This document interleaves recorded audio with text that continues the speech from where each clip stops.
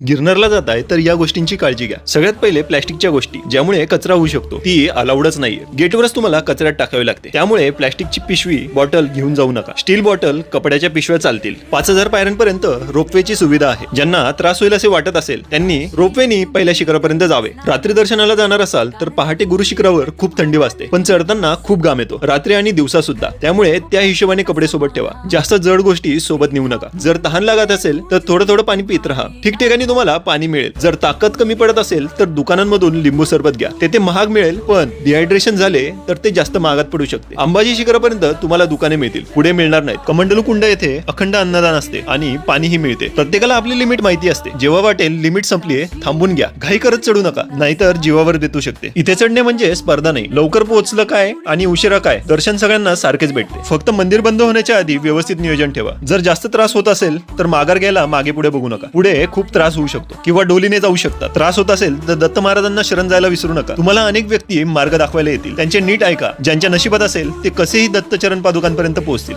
छोटे मुले जास्त खेळणारे असतील तर त्यांना चढायला काहीच वाटणार नाही. जर चालायची सवय नसेल तर त्रास होऊ शकतो. हा व्हिडिओ गिरनारला जाणाऱ्या सर्वांना शेअर करा. आणखी माहिती बघण्यासाठी फॉलो करून अकाउंट चेक करा. जय गिरनारी.